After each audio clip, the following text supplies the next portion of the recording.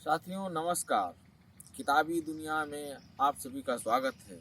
साथियों, किताबी दुनिया की किसान और किसानी श्रृंखला में आज हम आपके सामने हिंदी के महत्वपूर्ण कवि राजेश जोशी की एक कविता लेकर आए हैं जिसका शीर्षक है विकल्प। वैसे तो ये कविता कई साल पहले लिखी गई थी, लेकिन आज जिस तरीके से किसान पूरे देश का आंदोलनरत है और दिल्ली को घेरे हुए है अपनी बातें रखने के लिए, उन मांगों पर गौर करवाने के लिए, उन मांगों को मनवाने के लिए, ऐसे समय में राजेश जोशी जी की ये विकल्प कविता का एक एक शब्द बहुत मौजू है। जिस तरीके से कारपोरेट, पूंजीपति और सरकार किसानों के साथ जैसा बर्ताव कर रही है, वो सारी चीज़ें इस कविता में पिरोई गई हैं। मैं राजेश जोशी जी को धन्यवाद देते हुए ये कविता आपके लिए पेश कर रहा हूँ। तो कविता सुनिएगा जिसका शीर्षक है विकल्प। संकट बढ़ रहा है, छोटे छोटे खेत अब नहीं दिखेंगे इस धरती पर। संकट बढ़ रहा है, छोटे छोटे खेत अब नहीं दिखेंगे इस धरती पर।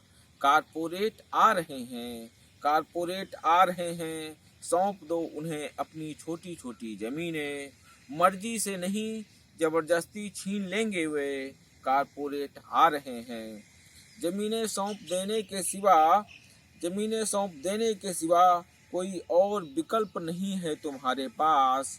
नहीं नहीं, ये तो गलत वाक्य बोल गया मैं।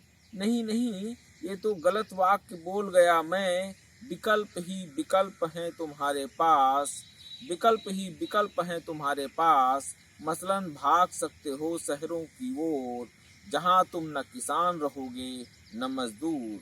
मसलन भाग सकते हो शहरों की ओर, जहां तुम न किसान रहोगे न मजदूर। घरेलू नौकर बन सकते हो वहाँ, घरेलू नौकर बन सकते हो वहाँ। जैसे महान राजधानी में झारखंड के इलाकों से आई, जैसे महान राजधानी में झारखंड के इलाकों से आई। लाखों लड़कियां कर रही हैं झाड़ू बासन के काम, लाखों लड़कियां कर रही हैं झाड़ू बासन के काम। अपराध जगत के दरवाजों पर नो वैकेंसी का, अपराध जगत के दरवाजों पर नो वैकेंसी का। कोई बोर्ड कभी नहीं रहा, अब भी लामबंद ना होना चाहो, लड़ना ना चाहो अब भी। अब भी लामबंद ना होना चाहो, लड़ना ना चाहो अब भी। तो एक सबसे बड़ा विकल्प खुला है आत्महत्या का, तो एक सबसे बड़ा विकल्प खुला है आत्महत्या का। कि तुमसे पहले भी चुना गया है ये विकल्प कई भाई बंदों ने, कि तुमसे पहले भी चुना गया है ये विकल्प कई भाई बंदों ने। लेकिन इतना जान लो, लेकिन इतना जान लो, मृत्यु सिर्फ मर गए आदमी के दुख और तकलीफें दूर करती हैं। मृत्यु सिर्फ मर गए आदमी के दुख और तकलीफें दूर करती हैं।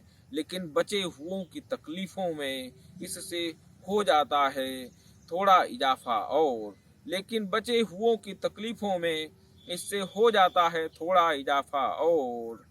साथियों, राजेश जोशी जी की ये कविता विकल्प का एक एक शब्द बहुत मौजू है। आप इस पर गौर फरमाइएगा। किसानों की दुख, तकलीफों और मांगों पर एक नज़र डालिएगा। जहाँ पर ये वीडियो बना रहे हैं उसके पीछे ये अरहर का खेत है।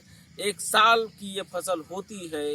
इस दर्द को महसूस करिएगा कि इस एक साल की फसल के लिए किसान कितना पसीना बहाता है, कितना जो है, जिस ठंड में आप रजाई से नहीं निकलना चाहते हैं, आप कंबल से नहीं निकलना चाहते हैं, आप हीटर के सामने से, ब्लोवर के सामने से, अंगीठी के सामने से आप नहीं हटना चाहते हैं, उस ठंड में सुबह सुबह वो खेतों की जुताई करता है, फसलों की निराई करता है, सिंचाई करता है, गुड़ाई करता है।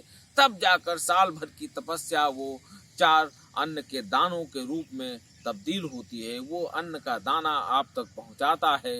ये खाली किसानों का मसला साथियों नहीं है, जो अन्न खाता है उसका मसला है। आपसे गुजारिश है कि हम सभी किसानों के बारे में भी सोचें।